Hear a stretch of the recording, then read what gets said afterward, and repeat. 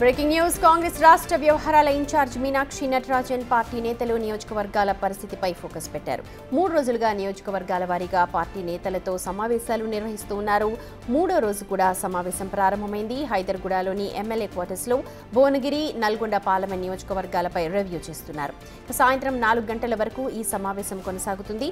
ప్రభుత్వ పథకాలను ప్రజల్లోకి తీసుకెళ్లడంపైనే ప్రధానంగా చర్చిస్తూ ఉన్నారు. అలాగే నియోజకవర్గ సమస్యలను అడిగి తెలుసుకుంటూ ఉన్నారు.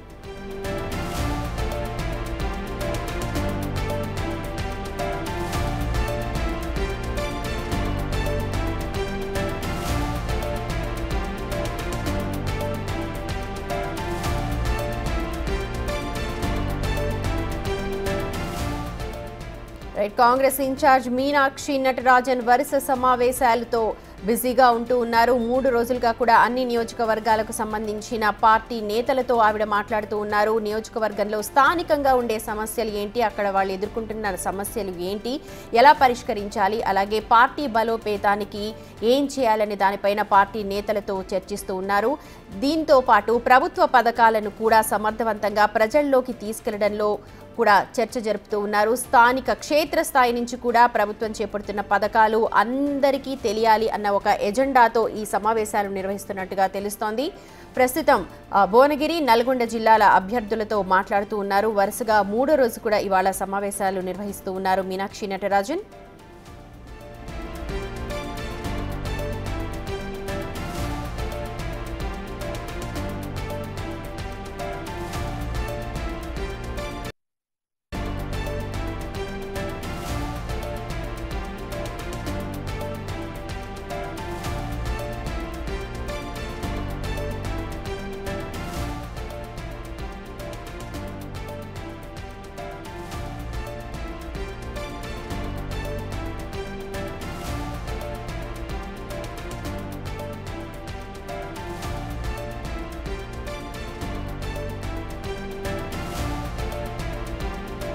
మూడు రోజుల పాటు కూడా బిజీగా గడుపుతూ ఉన్నారు మీనాక్షి నటరాజన్. మరి దీనికి సంబంధించిన అప్డేట్స్ అందించడానికి హేమ లైవ్ లో జాయిన్ అవుతూ ఉన్నారు. హేమ, 3 రోజుల పాటు కూడా అన్ని పార్టీ నియోజకవర్గాల నుంచి నేతలతో మాట్లాడుతున్నారు. ఇవాళ ప్రత్యేకించి నల్గొండ, భువనగిరి అభ్యర్థులతో మాట్లాడుతున్నారు. ఎలాంటి సమస్యలు ప్రస్తావించే అవకాశం కనిపిస్తోంది?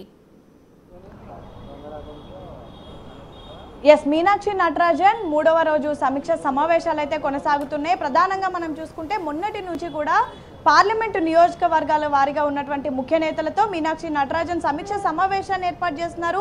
ప్రధానంగా ప్రస్తుతం జరుగుతున్నటువంటి భేటీకి గల కారణం ఆయా నియోజకవర్గాల్లో ఉన్నటువంటి గ్రౌండ్ లెవెల్ రియాలిటీతో పాటు నాయకులకు ఏమైనా ఇబ్బందులు ఉన్నాయా, లేదంటే అక్కడ ఉన్నటువంటి జిల్లా మంత్రులు, ఇన్ఛార్జ్ మంత్రులు, అదేవిధంగా అక్కడ ఉన్నటువంటి పరిణామాలు ఏంటి, అండ్ పార్టీలో కూడా తమకు ఏమైనా సమస్యలు ఉన్నాయి, అటు పార్టీ పరంగా ప్రభుత్వం పరంగా ఏమైనా సమస్యలు ఉన్నాయి, ఇవన్నీ కూడా అడిగి తెలుసుకుంటూ ఉన్నారు. ఇందులో భాగంగా మొదటి రోజు చూసుకుంటే మొత్తం 7 పార్లమెంటు నియోజకవర్గాలకు సంబంధించి అందులో ఉన్నటువంటి నియోజకవర్గాలు ఏవైతే ఉంటాయో వాటన్నిటితో కూడా వాటికి సంబంధించినటువంటి గెలిచిన ఓడిపోయిన ఎమ్మెల్యేలు అందరితో కూడా మీనాక్షి నటరాజన్ సమీక్ష సమావేశాన్ని ఏర్పాటు చేశారు. ఇక నిన్న జై హింద్ ప్రోగ్రాం ఉండడంతో నిన్న కేవలం 3 పార్లమెంటు నియోజకవర్గాలకు సంబంధించినటువంటి నేతలతో మాత్రమే భేటీ అయ్యారు. ఇక ప్రస్తుతం మనం ఉన్నటువంటి ఇదే ఎమ్మెల్యే క్వార్టర్స్ లో మీనాక్షి నటరాజన్ అటు భువనగిరి, అదేవిధంగా నల్గొండ ఈరోజు 2 గంటల నుంచి 4 గంటల వరకు కూడా సమీక్ష సమావేశాన్ని నిర్వహించనున్నారు. ఇందులో భాగంగా ప్రెసెంట్ భువనగిరి పార్లమెంట్ సెగ్మెంట్ కి సంబంధించినటువంటి నేతలతో కూడా ప్రస్తుతం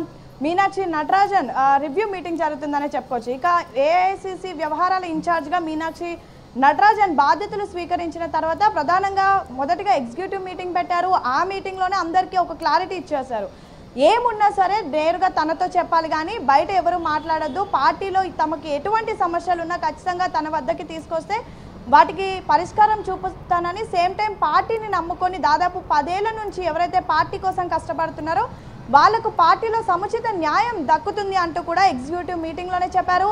అనంతరం పార్లమెంట్ వారిగా కూడా నేతలు ఎవరైతే ఉంటారో ఎంటైర్ కంప్లీట్గా అటు కార్పొరేషన్ చైర్మన్లతో పాటు ఫ్రంటల్కి సంబంధించినటువంటి లీడర్లు, ఎమ్మెల్యేలు, డీసీసీలు, ఎమ్మెల్సీలు అందరితో కూడా, ఎంపీలు, మినిస్టర్లు అందరితో కూడా మీటింగ్ పెట్టారు. కానీ ఇప్పుడు జరుగుతున్నటువంటి సమీక్ష సమావేశం కేవలం ఎమ్మెల్యేలతో మాత్రమే మాట్లాడుతున్నారు. అటు గెలిచిన ఎమ్మెల్యేలతో పాటు ఎక్కడైతే కంటెస్ట్ చేసి ఓడిపోయారో వాళ్ళతో కూడా మాట్లాడుతున్నారు. గెలిచిన వాళ్ళకు గెలిచిన తర్వాత పరిణామాలు ఏ విధంగా ఉన్నాయి, మొదటితో పోలిస్తే అంటే బీఆర్ఎస్ హయాంతో పోలిస్తే ప్రస్తుతం మనం వచ్చిన తర్వాత ఏ విధంగా అక్కడ అభివృద్ధి కార్యక్రమాలు కానివ్వండి, లేదంటే గ్రౌండ్ లెవెల్ ఉన్నటువంటి రియాలిటీ కానివ్వండి, ప్రజలు వీళ్ళంతా ఏమనుకుంటున్నారు అని చెప్పేసి గెలిచిన ఎమ్మెల్యేలతో మాట్లాడుతున్నటువంటి సమయంలోనే సేమ్ టైం ఎవరైతే కంటెస్ట్ చేసి ఓడిపోయినటువంటి ఎమ్మెల్యే క్యాండిడేట్స్ ఉన్నారో వాళ్ళకు అసలు ఓడిపోవడానికి గల కారణాలతో పాటుగా ఇప్పుడు అక్కడ ఉన్నటువంటి అపోజిషన్స్ ఏ విధంగా ఉంది, వాళ్ళపైన పబ్లిక్ లో ఎలాంటి ఒపీనియన్ ఉంది, అండ్ సేమ్ టైం నెక్స్ట్ మనం గెలవాలంటే ఎలాంటి పరిణామాలు చోటు చేసుకోవాలి, ఎలాంటి సిచ్యువేషన్స్ ముందుకు రావాలి, ఇలా అనేక అంశాలపైన కూడా చర్చిస్తున్నట్టుగా కూడా తెలుస్తా ఉంది.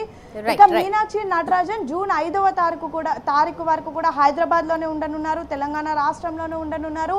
5వ తారీఖు వరకు కూడా మొత్తం ఎంటైర్ తెలంగాణ రాష్ట్రానికి సంబంధించినటువంటి 119 నియోజకవర్గాలకు సంబంధించినటువంటి గెలిచి ఓడిపోయినటువంటి ఎమ్మెల్యేలతో అయితే సమీక్ష సమావేశాన్ని నిర్వహించనున్నారు. అయితే ఇందులో ప్రధానంగా వచ్చినటువంటి ఎమ్మెల్యేలు కానివ్వండి, లేదంటే ఇతర ఎమ్మెల్యేలుగా పోటీ చేసి ఓడిపోయినటువంటి వాళ్ళు, అదేవిధంగా వాళ్ళకు ఉన్నటువంటి సమస్యలు, మరికొద్ది రోజులు ఏర్పాటు చేయబడేటటువంటి క్యాబినెట్ ఎక్స్పాన్షన్స్, టీపీసీసీ కార్యవర్గం అండ్ ఏదైనా నామినేటెడ్ పోస్టులు, వీటన్నిటికీ సంబంధించి వాళ్ళ మనసులో ఏదైతే ఉందో అదంతా కూడా మీనాక్షి నటరాజన్ చెప్తున్నారు.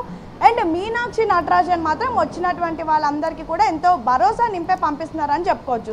Right Hema, thank you so much. మొత్తానికి అంతర్గతంగా ఉన్న సమస్యలు అలాగే క్షేత్రస్థాయిలో పార్టీని ఎలా బలోపేతం చేయాలని దానిపైనే మీనాక్షి నటరాజన్ ప్రధానంగా ఫోకస్ పెట్టినట్టుగా మనకు తెలుస్తాం.